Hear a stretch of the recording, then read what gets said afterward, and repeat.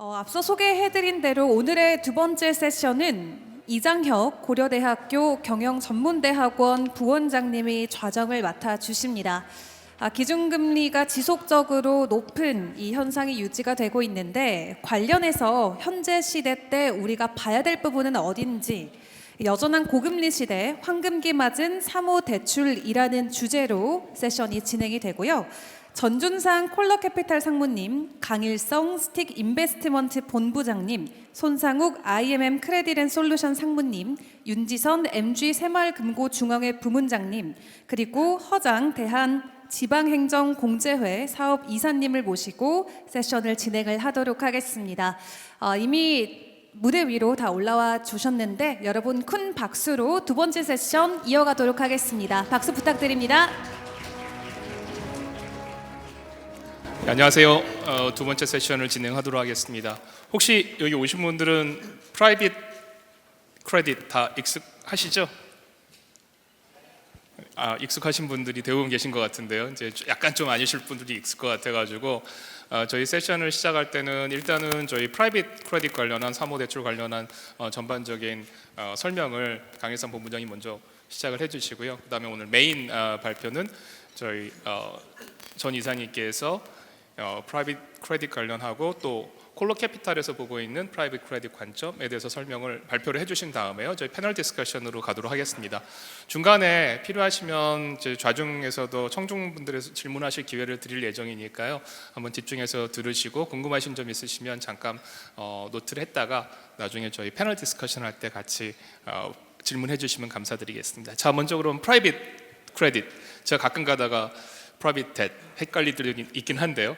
하지만은 요 용어 그리고 지금 시장에서 돌아가고 있는 현황 관련해서 저희 강일성 파트너님께서 발표를 해주실 텐데요. 강일성 파트너님 지금 스틱 인베스트먼트에서 크레딧 본부장을 담당하고 계십니다. 그래서 국내에서는 누구보다도 또 관련한 내용을 잘 알고 계시기 때문에 여러분들한테 아주 간단하게 설명을 해주실 텐데요.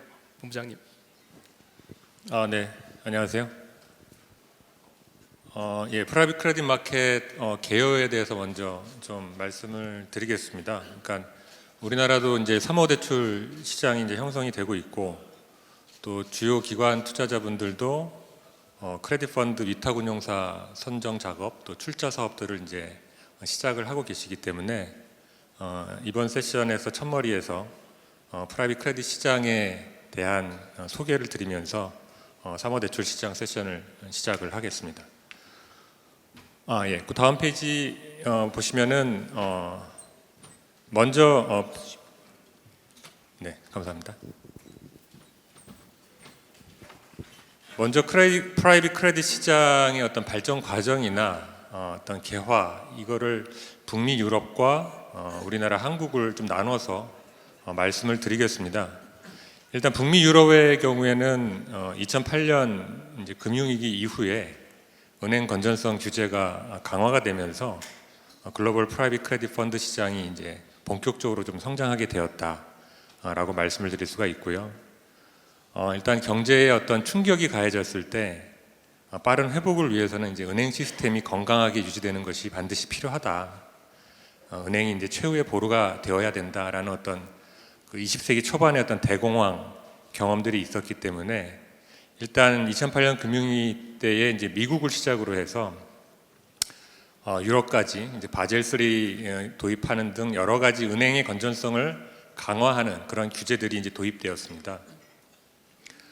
그래서 일단은 먼저는 이제 미들 마켓, 디렉트 렌딩과 또 중순위, 후순위 대출 수요가 기존에는 이제 은행이 담당했던 것들을 은행이 이제 그런 주요 대기업 우량 기업 위주로 전환하면서 이러한 미들마켓이나 중후순위 대출은 이제 사모펀드가 이제 담당을 하게 되었고 그로 인해서 이제 성장을 하게 되었습니다.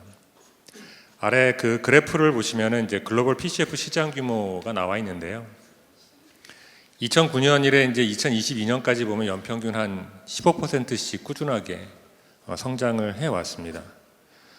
또 특징적인 거는 이제 그 그래프 위에 있는 좀 진한 색깔들이 대형 펀드입니다. 그러니까는 약정액 규모로 봤을 때는 1빌리언 이상 또는 뭐 5빌리언 이상 이런 대형 펀드들이 2010년대 후반부터 형성이 되면서 이러한 PCF 시장 규모의 성장을 좀 이끌어왔다라고 볼 수 있고요. 그래서 금융위기 이후에는 직후에는 어떤 미들마켓 위주로 좀 주도를 해왔다면은 2010년대 후반부터는 이제 라지캡 큰 기업들의 어떤 다이렉트 렌딩까지 커버하고 신디케이션 론 시장까지 이제 진출을 하게 되었습니다. 근데 이제 한국은 이와는 조금 다릅니다. 한국은 좀 다르다고 볼 수 있고요. 넘어가나요? 예, 그럼 다음 장 한번 좀 넘겨주시겠습니까? 네, 죄송합니다. 한국은 그러니까 프라이빗 에쿼티 펀드도 2004년에 이제 간접 투자 자산운용업법, 뭐 줄여서 간투법이라 그러는데 간투법 제정으로 이제 우리나라도 프라이빗 에쿼티 펀드 시장이 이제 열렸듯이 국내 PCF 시장은 2021년 자본시장법 개정으로 크레딧 펀드 시장이 태동했다고 볼 수가 있습니다. 왼쪽에 보시면 이제 개정 전과 개정 후로 좀 나눠볼 수가 있는데요. 개정 전에는 이제 전문 투자형 사모펀드와 경영 참여형 사모펀드 이게 두 개의 펀드로 나눠져 있었고 투자자의 구분은 없었습니다. 그리고 경영 참여라는 단어에서도 볼 수 있듯이 일단 이 펀드가 경영 참여를 해야 된다라는 거에 방점을 둔 운용 규제가 있었습니다. 경영 참여형 사모펀드의 경우에는. 하지만 21년도에 이제 법 개정되면서 투자자를 이제 구분을 해서 하되 경영 참여라는 단어를 빼고 기관 전용 사모펀드로 이름을 바꿨고 투자자를 구분하되 대신 운용 규제는 이원화되어 있던 것들을 이제 일원화시키면서 통합적으로 투자를 할 수가 있게 되었습니다. 그래서 오른쪽에 보시면은 뭐 크게 세 가지 카테고리로 좀 나눠볼 수가 있는데요. 뭐 경영권 참여에 대한 의무들을 좀 폐지했다라고 보고요. 그래서 과거에는 뭐 10% 이상 지분을 보유해야 된다, 또는 그렇게 안 할 경우는 이사를 선임해야 된다라는 그런 의무들이 있었는데 그런 게 이제 없어졌고, 또 주식 연계 채권 같은 경우에는 뭐 투자를 하면 2년 내에 뭐 50%를 지분으로 전환해야 된다 이렇게 있었는데 그런 의무들이 이제 없어졌습니다. 두 번째로는 이제 전문 투자형에서 할 수 있었던 뭐 대출 이런 것들도 이제는 대출이나 사채에 대해서 만기까지 투자가 좀 가능해졌고요. 또 PF가 예전에는 뭐 순자산의 한 10% 정도까지밖에 레버리지를 쓸 수 없었는데, 그러니까 결국 뭐 그냥 운영자금 정도였는데 지금은 순자산의 400%까지 레버리지를 쓸 수가 있어서 일단 데파이낸싱이 펀드 자체가 가능해졌고, 또 기관 전용이 뭐 일반 사모든 기관 전용이든 이게 펀드의 출자가 또 가능해졌습니다. 그래서 펀드 오브 펀드가 가능해지니까 이러한 펀드들, 레버리지가 가능한 펀드들한테 대출도 가능해졌고요. 예, 펀드 오브 펀드 같은 경우는 뭐 이슈가 있었지만 동업기업 과세 특례가 적용이 되면서 작년 하반기에 이제 이중과세 이슈는 좀 해소가 돼서 이제는 온전하게 좀 행할 수 있는 상황이 됐습니다. 예, 이렇게 이러한 그 개정을 통해서 프라이빗 크레딧이라는 펀드 시장이 법제적으로 열렸고, 이럼으로써 소수 지분이라든가 매자닌이라든가 대출에 대한 투자들이 훨씬 용이해졌고 가능해졌고, 사모펀드들에 대한 어떤 대출까지도 기회가 좀 확장되는 그러한 계기가 되었다, 이렇게 말씀을 드릴 수가 있고요. 이렇게 됨으로써 이제 프라이빗 에쿼티 펀드만 있던 시장에서 이외에 이제 프라이빗 크레딧 펀드 시장이 이제 형성이 되고 기반이 만들어졌다라고 말씀드릴 수가 있습니다. 다음 페이지 좀 부탁드리겠습니다. 예, 그래서 사모펀드 시장이 이제는 프라이빗 에쿼티뿐만이 아니라 프라이빗 크레딧 펀드로 전략적으로 좀 분화되고 있다라고 이제 말씀을 드릴 수가 있는데요. 그래서 이제 PF와 PCF를 좀 구분해서 보시면, 왼쪽에 이제 PF는 아래 그래프를 보시면 이제 국내 기관 전용 사모펀드 약정액 추이입니다. 그래서 2016년도부터 23년 상반기까지 23년 상반기 기준으로는 134조 원의 약정액 규모를 기록하면서 연평균 한 12.5%로 꾸준하게 약정액 규모가 증가했습니다.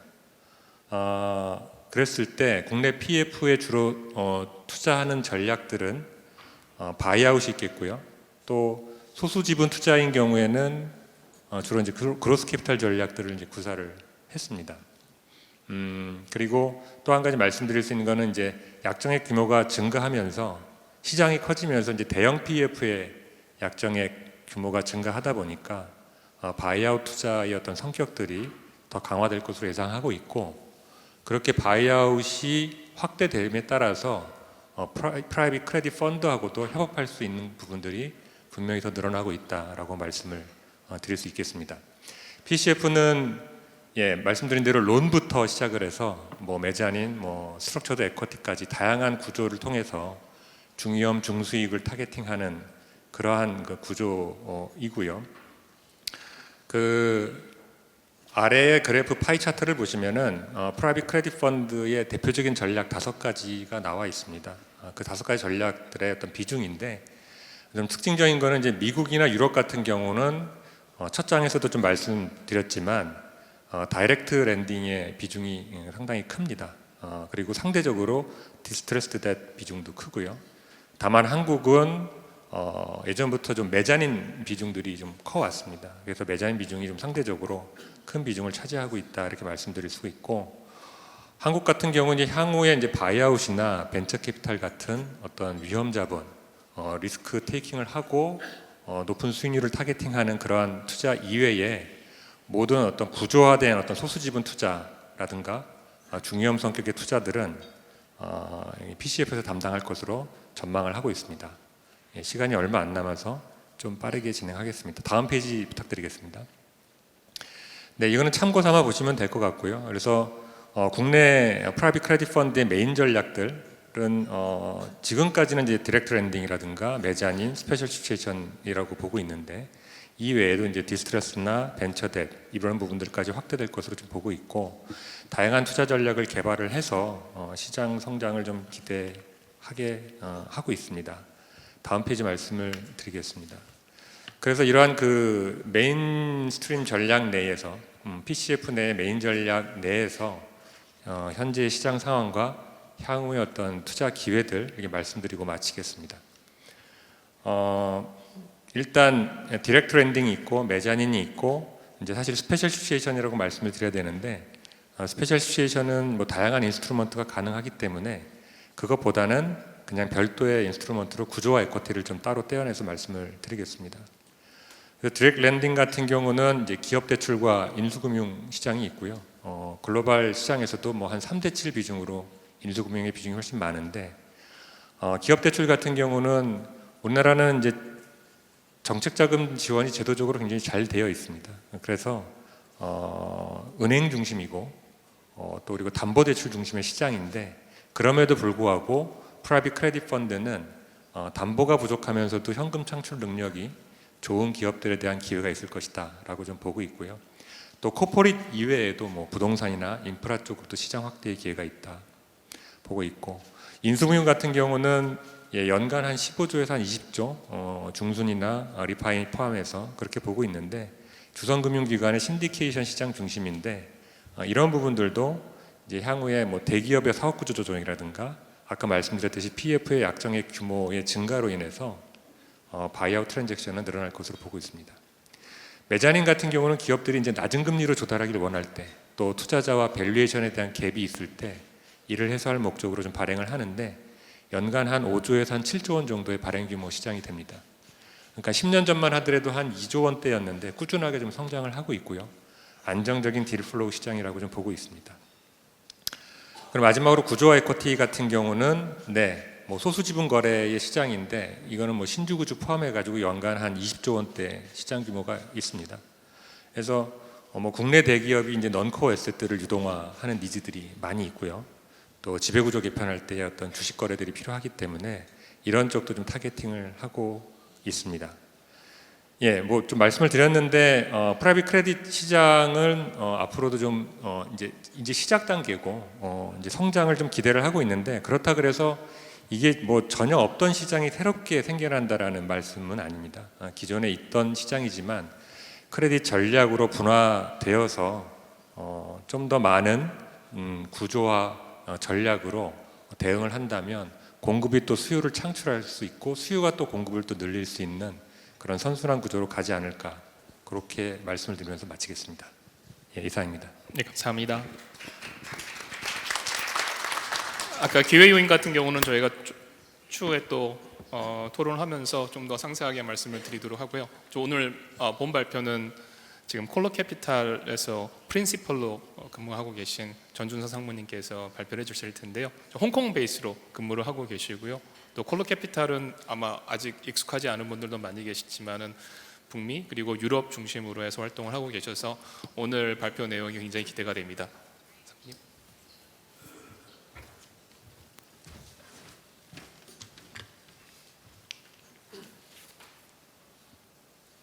네, 안녕하십니까. 콜로캐피탈의 홍콩 오피스에 투자 운영력으로 근무하고 있는 전준상 상무입니다.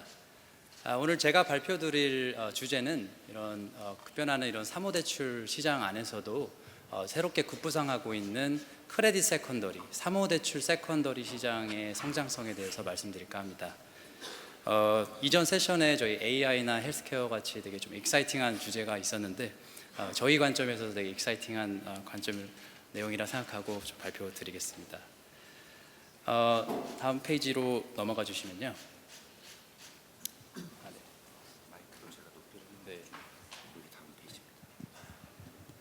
예, 저희가 세컨더리 시장에 말씀드리기 앞서서 저희 콜로캐피탈에 대해서 간략하게 소개드리겠습니다. 저희 콜로캐피탈은 영국계 세컨더리 운용사로서 1990년도에 세컨더리 전문 투자 운용사로 시작해서 34년이 지난 지금까지도 아직도 세컨더리 전략만 구사하고 있는 글로벌 세컨더리 스페셜리스트 하우스입니다. 저희는 전 세계 최초의 유로피안 세컨더리 펀드 그리고 전 세계 최초의 글로벌 세컨더리 펀드로 시작해서 지금 30여년간 다양한 세컨더리 투자 유형들을 다 개발을 했습니다. LP 지분 거래라는 LP 레드부터 시작해서 GP 레드, 다이렉트 세컨더리즈, 크레딧 세컨더리즈 같이 다양한 유형의 세컨더리 전략을 다 개발을 했고 지난 30년간 글로벌 세컨더리 시장을 개척하는 데 주도해왔습니다. 저희는 영국에 본사를 두고 있고요. 런던 오피스를 기준으로 저희 서울 오피스를 포함해서 총 전 세계 6개 사무실이 있고 지금 현재 전 세계 최대 규모의 세컨더리 전담 투자 운용력을 보유하고 있습니다. 특히 저희 콜로캐피탈은 2008년 금융위기 때부터 최초로 크레딧 세컨더리 전략을 시작을 했습니다. 그리고 현재 전 세계에서 가장 큰 크레딧 세컨더리 펀드를 운영하고 있습니다. 저희 크레딧 세컨더리 시장을 논하기에 앞서서 전체 이런 대체 투자 시장의 성장 추이에 대해서 먼저 시작을 해보겠습니다. 왼쪽 그래프를 보시면 지금 이런 대체 투자 시장, private asset, private market에서의 성장성을 보시면 전체 금융위기 때부터 약 한 6배가량 전체 시장이 커졌습니다. 하지만 이제 이런 강일성 대표님이 말씀 주신 대로 private credit 시장, 특히 direct lending 시장은 급격하게 성장을 했습니다. 15년 전에 비해서 거의 26배 시장의 규모가 커졌습니다. 특히 direct lending 시장만 봤을 때 연간 성장률로 봤을 때는 디렉트 랜딩 에셋 클래스가 25%씩 성장을 했습니다. 아까 말씀드린 대로 금융위기 이후에 그런 규제가 늘어나고 특히 해외 은행 같은 경우에 대출 조건이 매우 까다로워지면서 그런 니즈를 유동성 니즈에 대해서 이런 스폰서들 위주로 사모대출 시장이 급격하게 성장하기 시작했습니다. 또 오른쪽 차트를 보시면 이제 사모대출의 자산군 안에서도 이 디렉트 랜딩 시장의 비중이 급격하게 커지고 있습니다. 이거는 글로벌 기준이고요. 특히 이제 북미, 유럽 위주로 지금 다 구성이 되어 있는데요. 이제 10년 전만 봤을 때도 거의 한 디렉트 랜딩, 선순위 대출 위주의 디렉트 랜딩이 전체 사모 대출에서 15% 비중을 차지했으면 지금은 현재 거의 절반가량 디렉트 랜딩 비중이 글로벌리 차지하고 있습니다. 이렇게 저희 디렉트 랜딩 시장을 비롯해서 사모대출 시장이 이게 투자자들에게 매력적인 이유는 아까 이제 대표님이 말씀 주신 대로 중위험 중수익을 원하는 기관 투자자들 그리고 또 안정적인 배당을 요구하는 그런 니즈, 특히 또 이런 경기 하락 사이클에서도 안정적으로 수익을 낼 수 있는 에셋 클래스로 각광을 받기 때문입니다.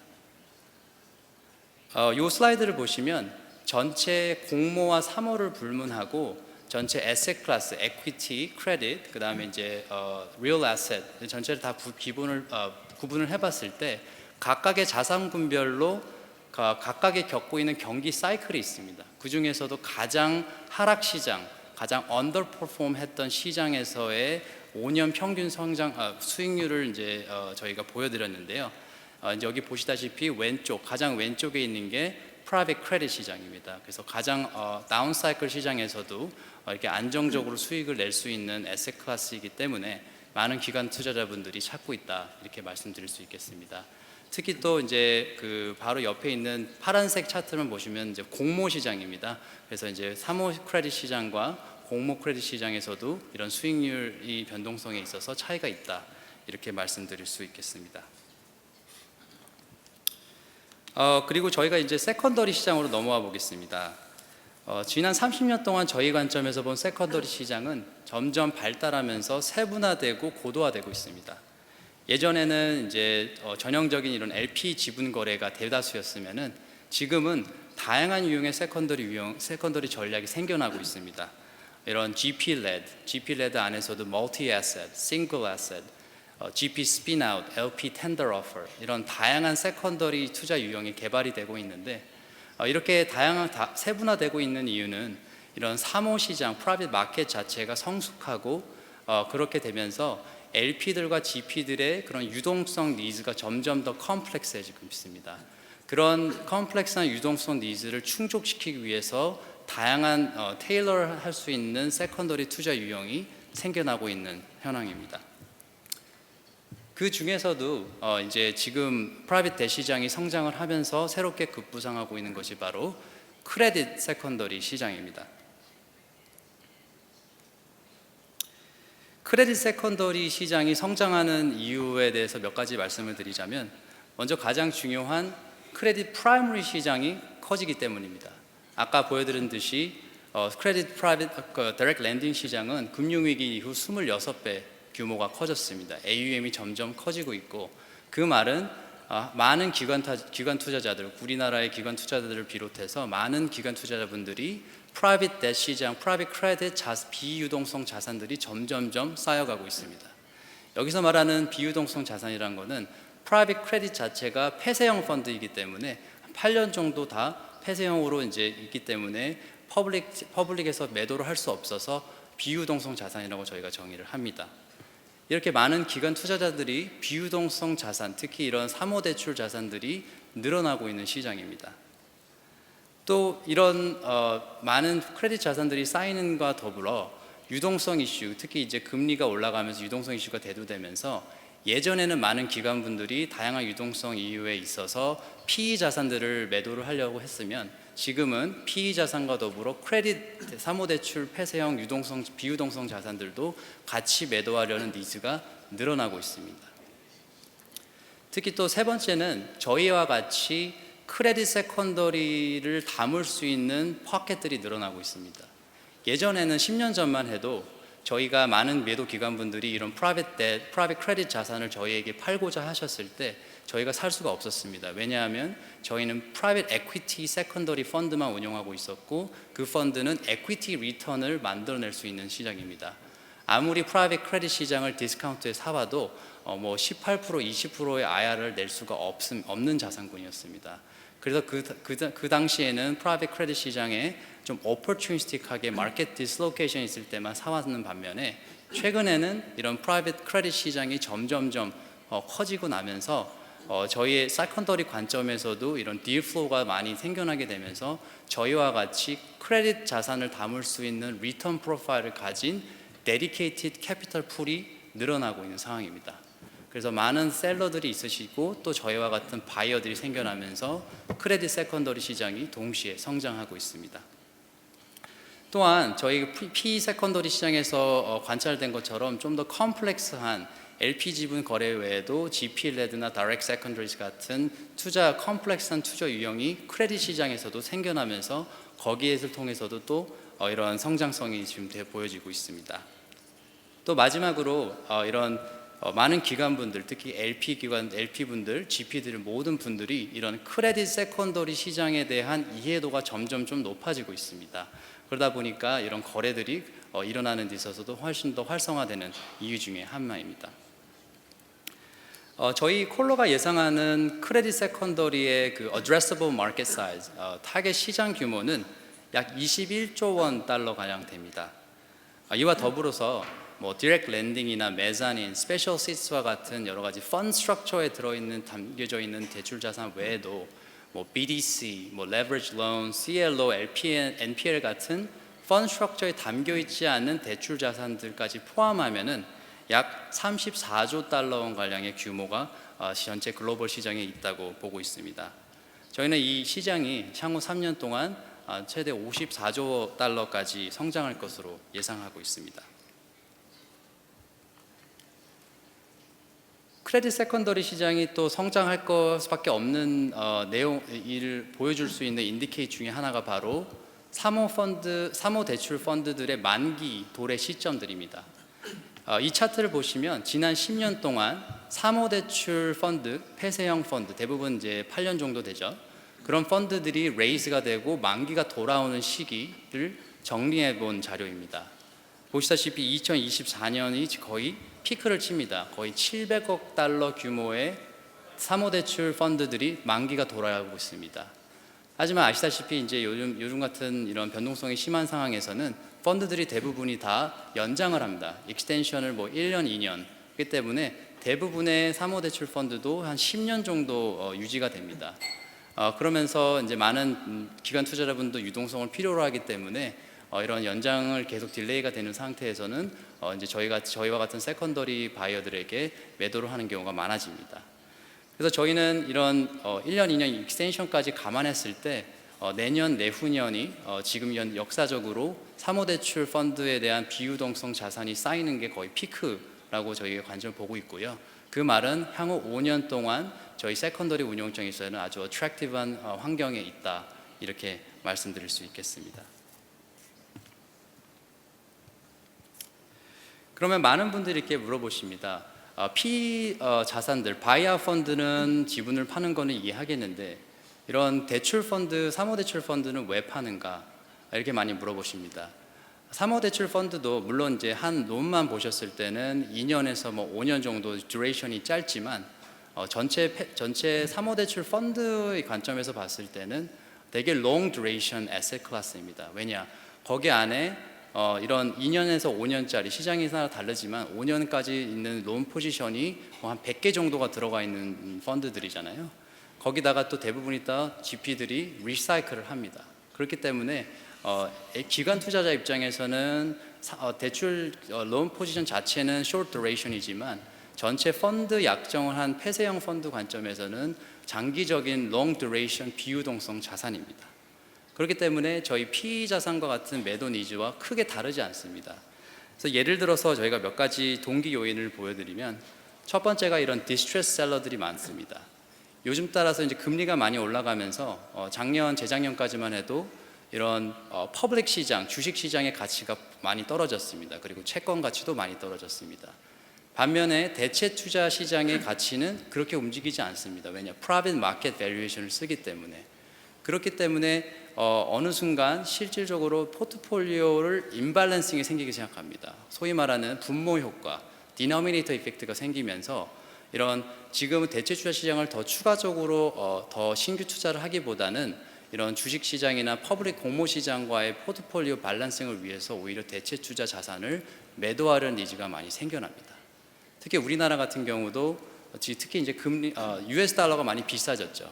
3년 전만 해도 1,100원에 약정을 했는데 지금은 1,400원의 캐피탈 콜이 나가야 되는 상황입니다. 30%가 더 많은 캐피탈 콜이 생겨나는데 배당은 많이 들어오지 않는 시장입니다. 그러다 보니까 이런 요즘에 주식 시장이나 퍼블릭 시장을 투자를 더 많이 강화하고 싶은데 유동성이 없기 때문에 오히려 저희 같은 세컨더리 운용사들에게 매도를 함으로써 유동화를 하고 그 자산을 리사이클을 해서 새로운 투자를 할 수 있는 그런 비유동성 솔루션을 저희가 만들어 드리고 있습니다.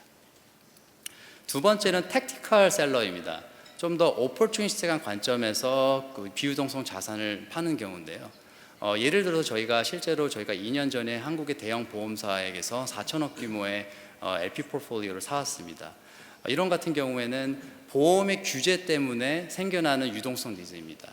아시다시피 작년부터 이런 IFRS 17, 이런 킥스와 같은 보험의 회계 제도가 변경이 되면서 예전에 NAV가 수익으로 잡혔지만 지금은 새로운 기준에 있어서는 P&L이 NAV가 비실현 가치가 수익으로 잡히지 못하는 상황이 됩니다.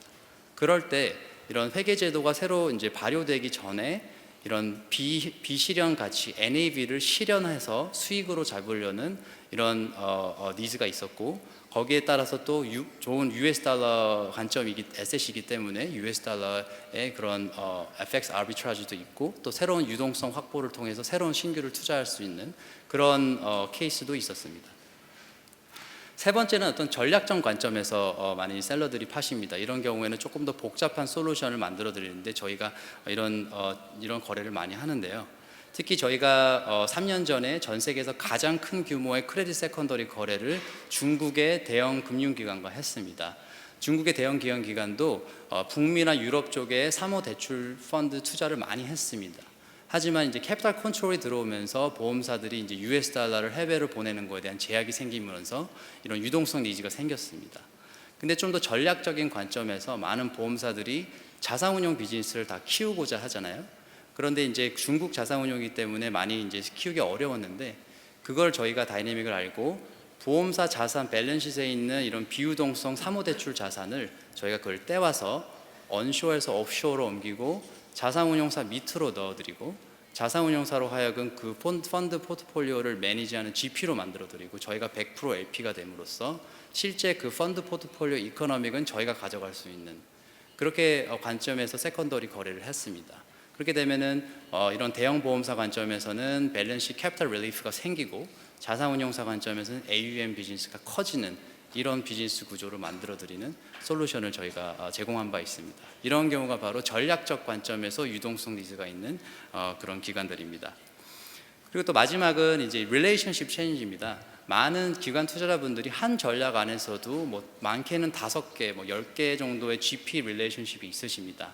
하지만 이제 경험이 쌓이고 그들과의 이제 그런 익스피리언스가 생기시면서 선호하시는 GP들이 생깁니다. 그래서 예전에는 이런 많은 좀 분산을 많이 했다면 지금은 좀 더 코어 릴레이션십들에게 투자 자금을 좀 몰아주고, 예전에 그런 non-core GP 릴레이션십 자산들은 정리하고자 하는 이런 GP 포트폴리오 관점에서도 저희에게 그런 유동성 매도 니즈가 있습니다. 이렇게 저희 오른쪽 테이블에 저희가 최근에 검토했던 그런 크레딧 세컨더리 관점에서의 매도자들의 거래건과 동기 요인에 대해서 정리를 해본 슬라이드입니다. 네, 많은 분들이 요즘에 이렇게 말씀하십니다. 요즘에 주식시장이 많이 좋아지고 있고 특히 해외 쪽에, 그리고 금리 하락에 대한 기대감이 있어서 이제 유동성 이슈가 없어진 게 아니냐 이렇게 많이 물어보십니다. 저희 콜로캐피탈 관점에서는 유동성 이슈는 아주 심각합니다. 그리고 향후 2년, 3년까지도 유동성 이슈는 계속 유지될 거라고 저희는 보고 있습니다. 그 이유는 즉슨 먼저 이 슬라이드에 보시면 사모 시장에서의 그 엑시트의 볼륨입니다. 지금 금융위기 이후에 거의 최저 수준입니다. 특히 NAV 대비 엑시트 비중을 보시면 현재 지금 4% 정도 됩니다. 금융위기 때보다도 낮은 상태입니다. 엑시트이 일어나지 않으면 배당이 일어나지 않고, 배당이 일어나지 않으면 기관 투자자들이 유동성 이슈가 생깁니다. 엑시트이 일어나지 않는 이유는 M&A 액티비티가 생기지 않기 때문입니다. 왜냐? 인수금융 비용이 너무 비싸기 때문이죠. 금리가 이렇게 미국 이제 기준 금리가 5.5%인가요? 그런 높은 상태에서 이런 인수금융을 일으켜서 선뜻 바이어로 나서는 바이어들이 많이 없기 때문이죠. M&A는 유동성 이슈에 엔진 역할을 합니다. 근데 이 M&A가 지금 완전 드라이업 돼 있습니다. 저희 생각에는 이 M&A 액티비티가 활성화되기 위해서는 아직도 2년에서 3년 필요하다고 생각합니다. 금리가 지금 현재 미국 금리가 5.5%입니다. 2점대 조금 노멀라이즈된 수준으로 떨어지는 데 있어서 과거를 봐셨을 때 한 2년에서 3년 정도 걸립니다. 금융위기 이후에서 5%에서 2% 빠지는데 2년 걸렸습니다. 지금 5.5%고 저희 예상으로는 내년 정도 하락이 시작됩니다. 그 말은 금리 상황이 좀 더 노멀라이즈 레벨로 가기 위해서는 지금부터 2, 3년이 시작됩니다. 그리고 또 그 상태에서 인수금융이 시작되고 M&A 거래가 시작되는 데 있어서는 6개월에서 1년이 걸립니다. 그럼 1년이 클로징이 돼야지 엑시시 일어나고 엑시시 일어나지 배당이 생깁니다. 그렇기 때문에 저희는 기관 투자자 관점에서는 이런 유동성 이슈는 향후 2년, 3년까지 지속될 수밖에 없는 시장이다. 이렇게 말씀드릴 수 있겠습니다. 이 시장에 대한 그 유동성 이슈가 얼마큼 커지고 있는지에 대한 그 인디케이터를 보면 사모대출 시장 자산의 그런 NAV 대비 디스카운트율입니다. 할인율입니다. 지난 3년 동안 꾸준히 이렇게 디스카운트가 떨어지고 있습니다. 아무래도 살 수 있는 사람 바이어, 저희와 같은 바이어는 한정돼 있지만 이런 많은 기관분들의 팔려는 니즈는 점점점 많아지기 때문에 가격은 떨어질 수밖에 없죠. 그 말은 이런 유동성 이슈가 계속 유지되는 한 저희 세컨더리 운용사 입장에서는 점점 더 바빠지고 조금 더 우호적인 환경으로 지금 만들어지고 있다, 이렇게 말씀드릴 수 있겠습니다. 네, 그래서 이렇게 저희 크레딧 세컨더리 시장에 대해서 간략하게 발표를 마치도록 하고요. 네, 이정현 교수님께 넘기도록 하겠습니다. 감사합니다. 감사합니다. 네, 오늘 패널로 참여하신 분들은 저희 LP 사이드에서 두 분이 참여하셨고요. 이제 콜로캐피탈 제외하고 두 분이 또 GP 사이드에서 참여를 하셨는데요. 먼저 저 LP 사이드에서 참여하신 두 분한테 지금 이와 같은 시장 상황에서 현재 이 지방 행정 공제에서는 어떤 형식으로 이 프라이빗 크레딧 관련한 활동들을 전개하시고 향후 준비하고 계신 내용들이 있으신가요? 네, 안녕하세요. 대한지방행정공제에서 자산운용을 담당하고 있는 사업이사 허장입니다. 앞에 두 분의 발표를 잘 들었습니다. 많은 참조가 되는 것 같고요. 저희는 이제 그 기관 투자가인 LP로서 이 사모 대출 시장, 프라이빗 크레딧에 대해서 저희 기관 투자가에게 이 투자 대상으로서 어떤 의미가 있는지, 그리고 지금 올해 왜 또 프라이빗 크레딧에 대해서 굉장히 관심을 갖게 되는지, 또 특히나 중요한 그 아젠다로 생각하는 것 어떤 기회가 있는지, 이런 것들로 좀 요약해서 말씀을 드릴 텐데요. 먼저 저희 이제 공제는 모든 기관들이 마찬가지지만 자산운용을 함에 있어서는 기본적으로 조달 쪽에, 즉 펀딩이 되는 조달 쪽의 특성을 감안해서 포트폴리오를 구성하게 돼 있죠. 저희 공제회는 수신 기능을 갖고 있습니다. 연기금하고 또 다른 그 강제 기금은 연금처럼 강제성 기금은 아니지만은 임의적 가입을 통해서 은행처럼 그 은행의 예금 적금처럼 수신 기능을 가지고 있는 그런 기관 투자가입니다. 따라서 그 자산운용 함에 있어서도 ALM이라는 기본적인 컨셉을 물론 보험회사처럼 또 은행처럼 그 규제가 타이트하게 돼 있지 않지만 고려할 수밖에 없는데, 결국 저희가 조달하는 그 회비에 대한 이자율을 넘어설 수 있는 투자 대상을 찾을 수밖에 없는데, 특히나 그 저희가 지급해야 되는 이자에 대해서 일정한 스프레드를 가지고 있는 캐리성 자산, 즉 이런 픽스드 인컴류의 자산을 선호할 수밖에 없습니다. 근데 이제 그렇다면 우리가 선택할 수 있는 두 가지인데, 퍼블릭 번드하고 또 이런 대출 시장인데, 퍼블릭 번드는 그 앞서도 설명이 있었습니다만 이미 이제 그 환 해지 비용이 지금 수합에서 200bp 이상의 1년 수합 비용이 나오고 있기 때문에 사실은 투자 등급의 회사채를 해외에서 사는 것은 그 역마진 리스크가 있게 되고요. 또 신용 스프레드가 상당히 타이트해졌죠. 팬데믹 이후로. 따라서 일반적인 이 퍼블릭 번드에 대한 투자 매력도 많이 낮아져 있습니다. 따라서 또한 그 주식이나 부동산처럼 이 에코티에 대한 투자는 상장 주식 시장이 호황인 것과 별개로 상당한 불확실성을 아직 안고 있습니다. 따라서 그 여러 자산군 중에서 결국 대출 쪽 시장이 그나마 가장 투자 유망하다고 보고 있고요. 뭐 예를 들어서 디렉트 렌딩 앞에 설명이 있었습니다만 최근에 그 피크를 금리가 치고 약간 떨어지고 있지만 지금도 퍼스트린 쪽은 평균적으로 10% 이상 그 쿠폰 레이트이 나오고 있습니다. 은행의 그 신디케이트 론보다도 200bp 이상의 그 프리미엄을 받고 있는 상태이기 때문에 상당한 그 고수익 매력이 있다.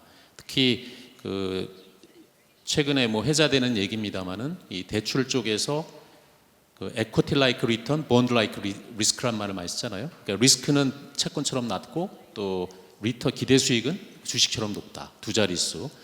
그런 것이 가장 보편화된 그 가장 큰 이유라고 할 수 있고요.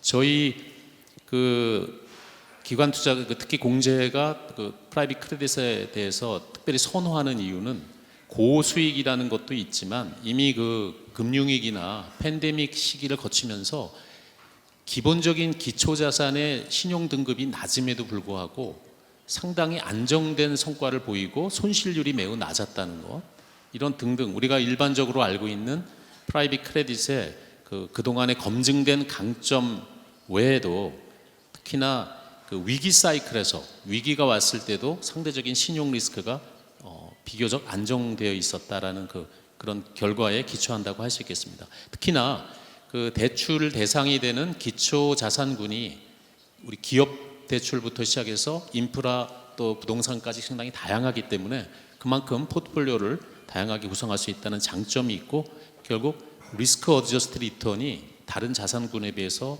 상당히 우수하다.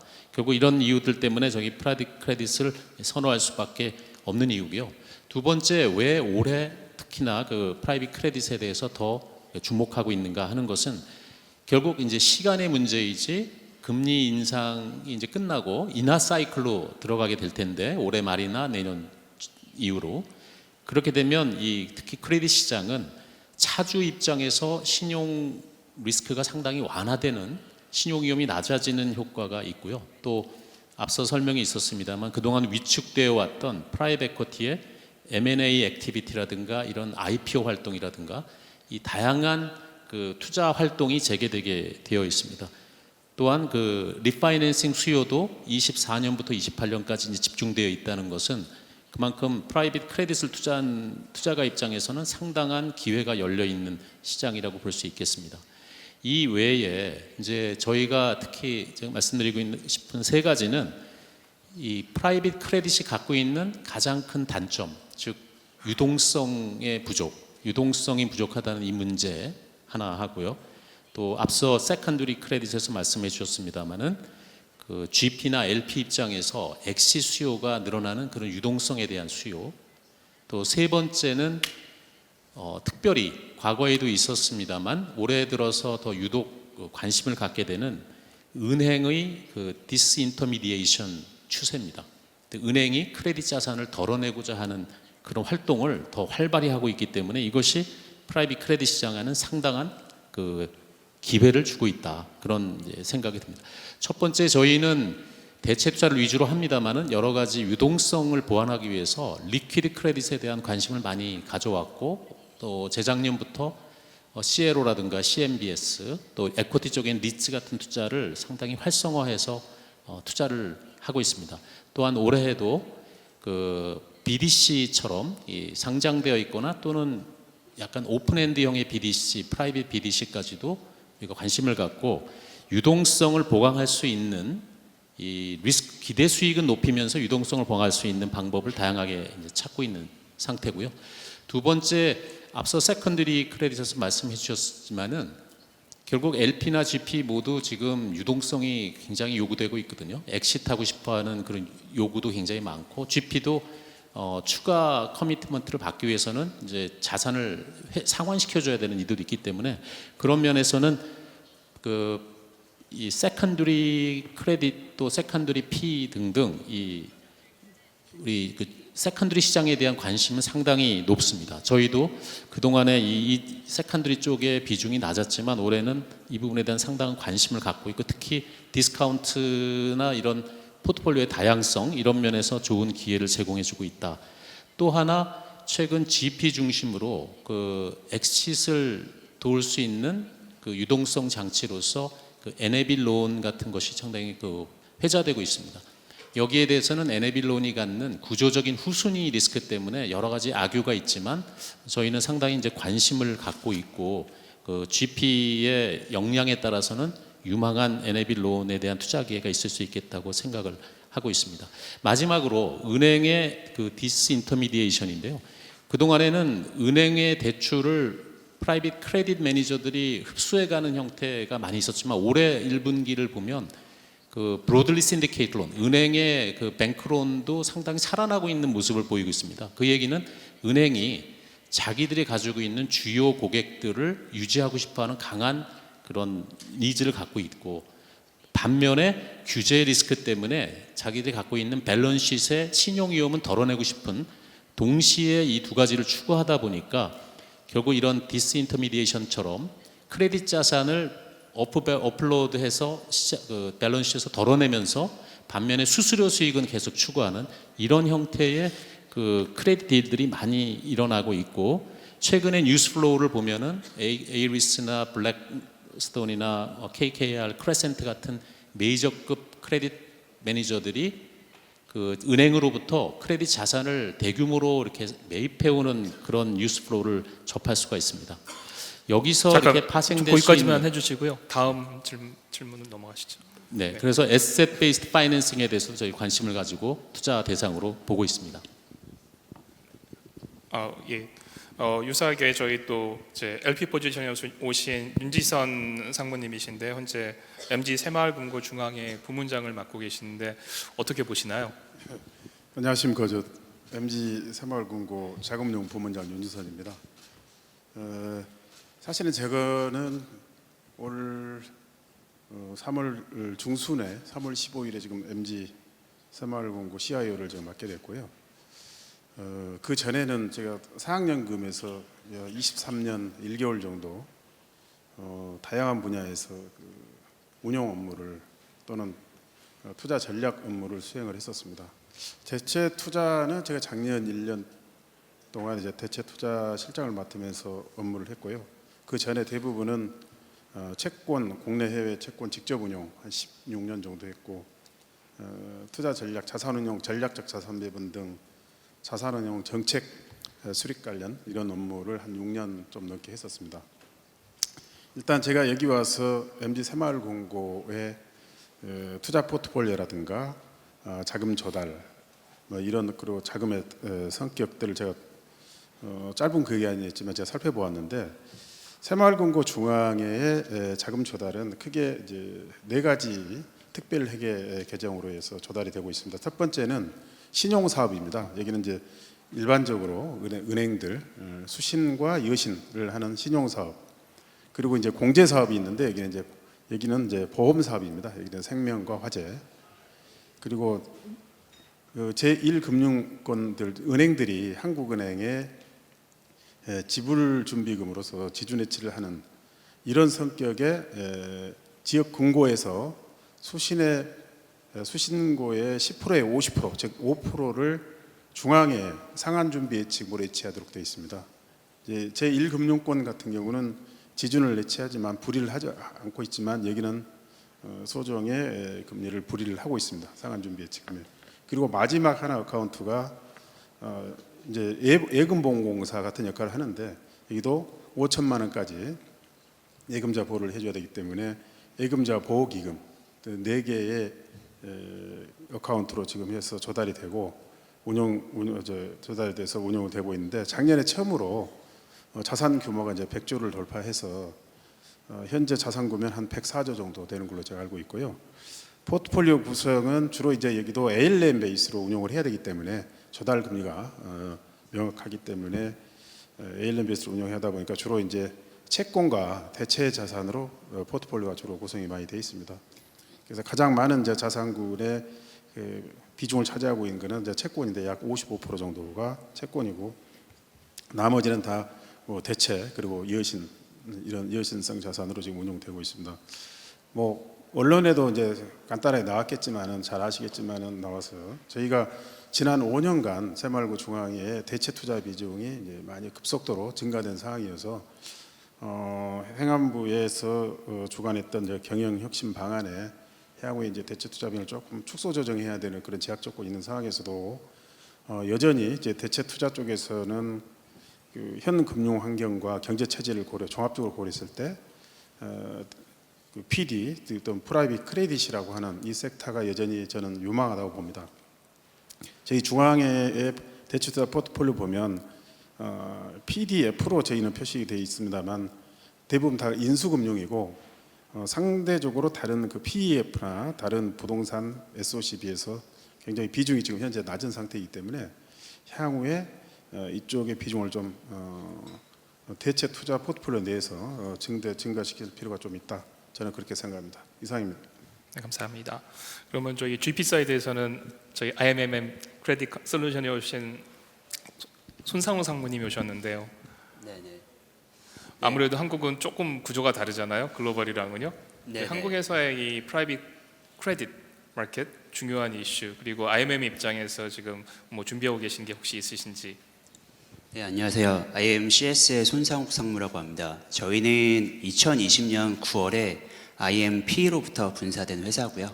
약 생긴 지는 설립된 지는 한 3년 이상 지났는데 AUM은 1.8조 정도로 급격하게 성장한 회사라고 보실 수 있겠습니다.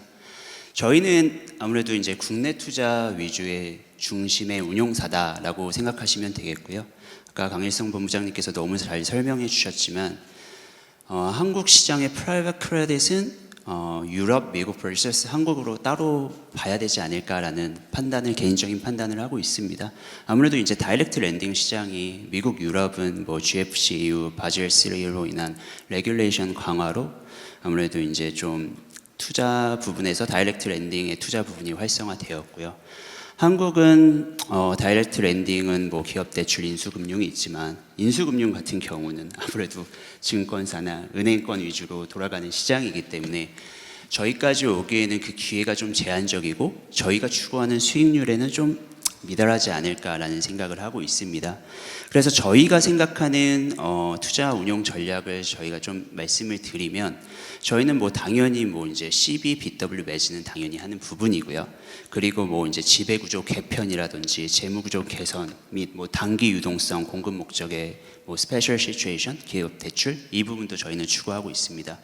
그리고 저희가 또 생각하는 세 번째 투자 전략은 아무래도 이제 데이터 센터나 AI나 디지털 등 다수 투자자들의 관심을 받는 유망 산업군 내 이런 성장 자금 지원 목적에 이제 투자를 하는 건데요. 이 부분은 이제 구조화된 소수 지분 투자라고 보시면 되겠습니다. 저희가 구조화된 소수 지분이 지금 한 1.3조 정도가 되고 있는데 뭐 예를 들어서 뭐 주주간 계약을 이제 타이트하게 한다든지 아니면은 투자 구조화를 통해서 뭐 예를 들어 풋옵션을 받는다든지 아니면은 뭐 리픽싱이 들어가는 CPS를 투자를 해서 저희가 IRR 일정 부분의 이상은 뭐 보장을 받는다든지 이런 구조화된 투자를 많이 하고 있는데요.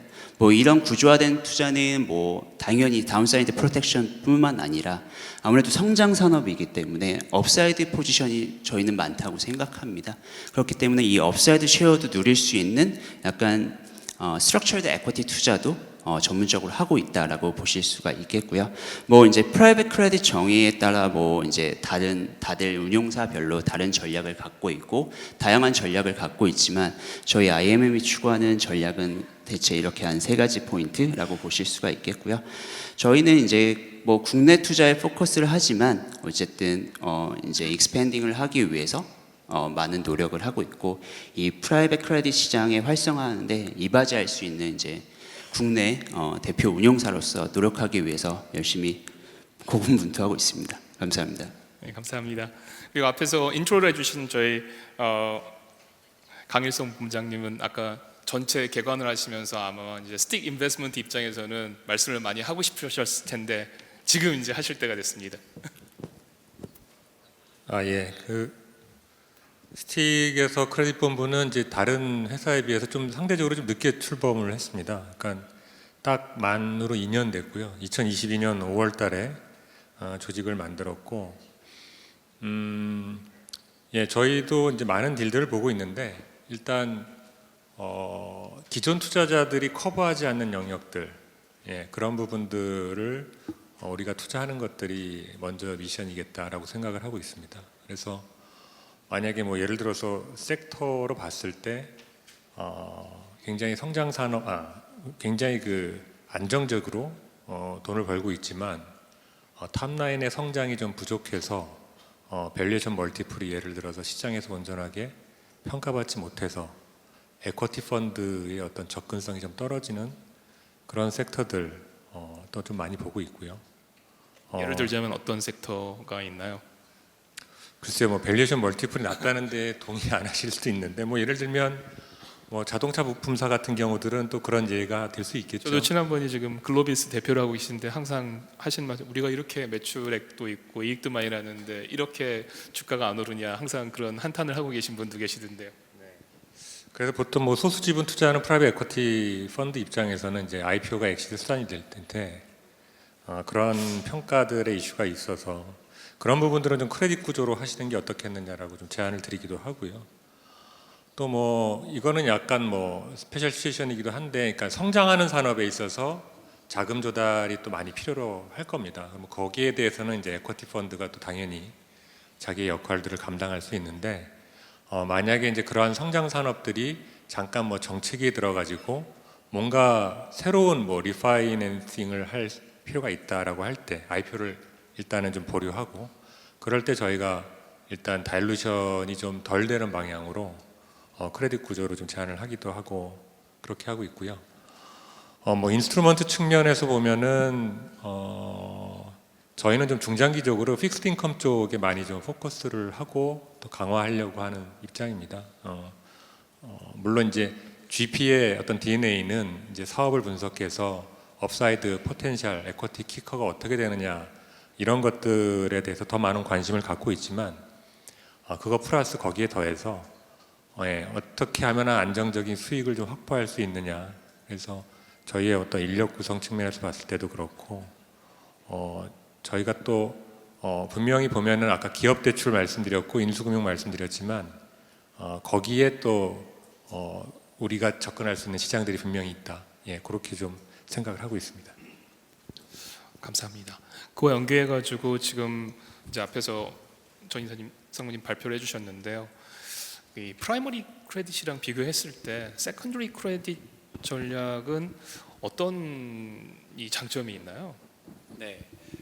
저희 크레딧 세컨더리는 쉽게 생각하시면 디렉트 랜딩 펀드랑 자산은 똑같은데 캐시플로우가 빠르다 이렇게 생각하시면 됩니다. 기관 투자 입장에서는 일반 블라인드 펀드 8년짜리 사모대출 펀드에 약정을 하시면 보통 처음 4년 정도가 투자를 하고 4년 후부터 회수가 시작됩니다. 하지만 저희 같은 경우에는 그 8년 중에서 기투자가 이미 끝나가는 펀드들의 지분을 사옵니다. 보통 투자가 캐피탈콜이 한 80% 이상 나간 자산들, 펀드들을 묶어서 여러 펀드를 묶어서 사오기 때문에 소위 말하는 J-커브를 뛰어넘습니다. 그래서 저희는 8년짜리 펀드에서 4년, 5년차 때 그 지분을 사서 그렇게 되면은 또 이제 사자마자 바로 캐시일드가 나오는 프로파일이 생기죠. 그리고 또 이제 저희가 그게 이제 J 커브가 이제 첫 번째고요. J 커브가 짧다. 두 번째는 블라인드 풀 리스크가 없습니다. 내가 많은 사모 대출 펀드를 투자할 때도 대부분이 이제 그 GP를 이제 믿고 이제 새로운 투자를 시작하시지만 저희 관점에서는 기존의 펀드에 있는 담겨 있는 론 포지션들을 다 분석을 할 수가 있습니다. 분석을 하고 애널라이즈 해서 프라이싱에 다 반영이 됩니다.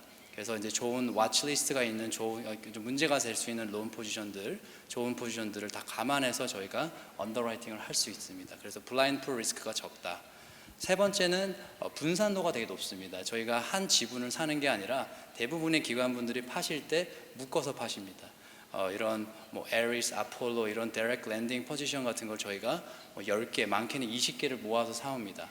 그래서 대출 펀드 보시면은 론 포지션이 보통 해외 대출 펀드 같은 경우에 50에서 100개 정도 포지션이 있으면 저희는 그걸 묶어서 사오기 때문에 저희 펀드의 론 포지션은 2,000개에서 2,500개 포지션이 있습니다. 다 언더라잉 자산은 디렉트 랜딩 포지션, 북미 유럽 위주의 디렉트 랜딩 포지션. 그래서 이런 그 다이렉트 랜딩의 이런 좋은 안정성, 수익성이 있지만서도 저희 관점에서는 훨씬 더 분산도가 많은 어떤 지역적 관점, 섹터별 관점, 또 되게 중요한 빈티지 관점에서도 분산도가 있기 때문에 훨씬 더 안정적인 수익률을 낼 수 있다. 이렇게 말씀드릴 수 있겠습니다. 특히 이제 그런 빈티지 같은 경우에는 저희가 뭐 2018년도에 조성된 펀드도 사고 15년에 산 재성된 펀드, 2021년도에 펀드, 다 경기 시장 사이클마다 금리 상황도 다르고 각각의 리스크 프로파일이 다릅니다. 그런 것들을 상쇄할 수 있는, 해칭할 수 있는 포트폴리오를 묶어서 사오기 때문에 훨씬 더 디렉트 랜딩 자체가 안정적이지만서도 훨씬 더 안정적이고 DPI도 훨씬 빠르죠.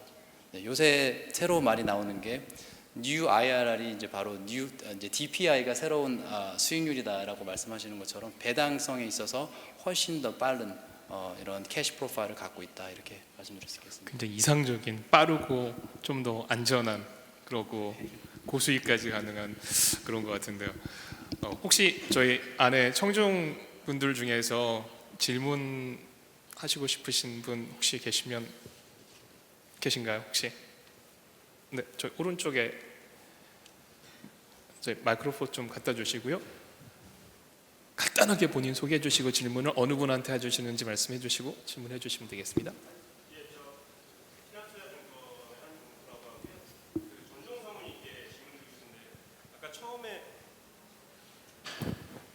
모두 발언하시면서 이제 AI와 헬스케어 잠깐 언급하시면서 이제 그 컬러 캐피탈 입장에서도 익사이티드한 분야라고 이제 말씀 주셨는데, 사실 뭐 본 내용이나 그런 데서는 뭐 그런 언급은 안 됐어, 특정 섹터에 대한 언급은 잘 안 됐습니다만, AI와 헬스케어가 지금 세컨더리 펀드에서 어떤 의미가 있을 수 있어서 익사이티드하다고 표현하신 건지 여쭤보고 싶었습니다.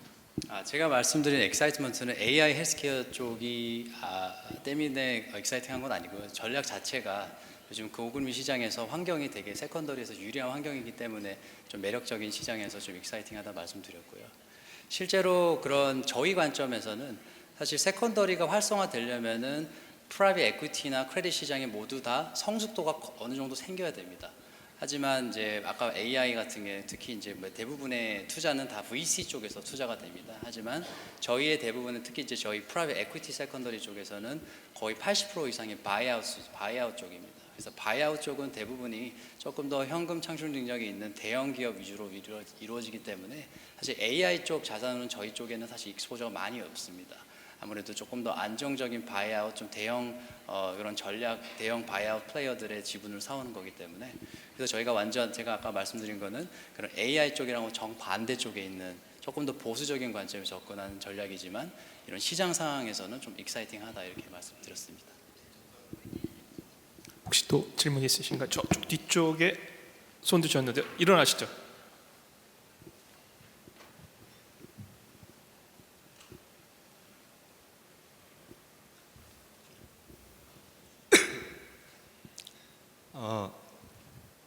좀 초보적인 질문을 드리겠는데요. 어디서 오신 누구신가요? 저 개인입니다. 네. 그 리퀴데이션 측면을 제외하면 누구한테 하시나요 질문을? 그냥 아무 분이나 괜찮습니다. 네. 그 지금 뭐 P나 PC나 뭐 세컨더리나 좀 뭐 정확히는 모르지만 이런 상품들이 그 비상장 회사하고 관련이 돼 있잖아요. 근데 비상장 뭐 주식 투자라는 게 뭐 속성 자체가 하이 리스크 하이 리턴 대표적인 건데, 지금 말씀하신 분들 얘기는 그런 이런 속성하고 반대되는 그 로리스크 하이 리턴이라는 비논리적인 그런 그 비상식적인 논리를 말씀하셔서 잠깐 죄송한데 앉아주시고 제가 빨리 답변 드리고 다음 분 넘어가요. 예. 그 담보하는 제가 답변 드릴게요. 이제 앉으시면 예. 되고요. 혹시 다른 질문 있으시면은 마이크를 돌리고 제가 답변을 드릴게요. 하이 리스크, 로우 리스크 하이 리턴을 만든다는 게 아니라 최대한 리스크를 줄이면서 리턴을 높일 수 있는 다양한 방법들을 추구한다라는 측면에서 이해를 해주시면 감사할 것 같습니다. 혹시 다른 질문 있으십니까? 혹시 없으시면 제가 준비했던 질문을 좀 드릴 텐데요. 지금 제가 전성우님한테 현재 이제 시장 상황에서의 아까 말씀드렸던 이제 크레딧 세컨더리 굉장히 빨리 성장을 하고 있는데 고금리라는 이슈 말고 그 외에 다른 또 어떤 이제 구조적인 이슈가 지금 크레딧 세컨더리를 드라이빙하고 있는 것들이 있나요? 대부분의 유동성 이주는 이제 금리가 높다고 해서 유동성이 생기는 건 아닙니다. 시장이 되게 좋을 때에도 많은 이제 그런 캐나다 연기금이나 이런 해외 북미 유럽의 쪽의 기관분들은 이런 포트폴리오 매니지먼트 차원에서 이런 크레딧 포트폴리오나 PE 자산들, 비유동성 자산들을 액티브하게 정리하려는 니즈가 항상 있습니다. 또한 뭐 예를 들어서 이제 어느 큰 기관에 이런 이제 CIO 분들이 바뀌셨다. 그러면 전략적 관점에서 에셋 리알로케이션을 하는 경우도 있습니다. 예전에는 이런 PE 쪽 전문가가 CIO셨는데 새로 부임하신 분이 채권 쪽이십니다. 채권 쪽이셨는데 뭐 예를 들어서 이제 뭐 PE 쪽에 부정적인 뭐 비유가 있으셔서 또 채권 쪽 비중을 늘리고자 하시는 그런 새로운 인베스트먼트 알로케이션이 많이 변경이 됐을 때 그럴 때 훨씬 더 액티브하게 이런 비유동성 자산을 이제 정리를 함으로써 새로운 투자를 할 수 있는 그런 다양한 좋은 시장에서도 이렇게 액티브한 포트폴리오 매니지먼트 차원에서 세컨더리 거래가 계속 유지가 되고 있습니다. 금리 말고도 다양한 네. 구조적인 이슈들이 있네요. 마지막으로 아까 사실 허장 이사님 마지막에 말씀하실 때 제가 말씀 끊어 너무 죄송했는데요. 그러면은 올해 같은 경우에는 이 프라이빗 크레딧에서 어떤 쪽에 투자 기회가 좀 많이 있을까요? 아까 제가 뭐 대부분 말씀드렸는데 저희는 이제 지금 큰 추세는 프라이빗이 갖고 있는 유동성을 보강해주는 상품들이 자꾸 나오고 있습니다. 지금 아까 뭐 NAB 론 같이 그런 LPGP의 유동성 니드도 있지만 그 유동화 채권 쪽, 그 CMBS, CLO라든가 또 최근에 그 스페셜티 파이낸싱에 나오는 에셋 베이스드 파이낸스 프로덕트들이 많이 나오고 있거든요.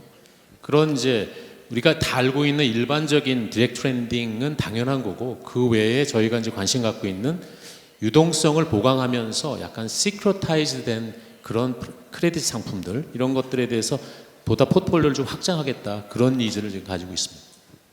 전체적으로 시장은 굉장히 프라이빗 크레딧은 시장은 굉장히 빨리 성장을 하고 있고 또 이제 새로운 구조적인 드라이빙 포스들도 더 여건이 좋아지고 있고 올해뿐만 아니라 앞으로 한 2-3년 최소한 2-3년은 굉장히 아주 익사이팅한 그런 시장이 될 것 같은데요.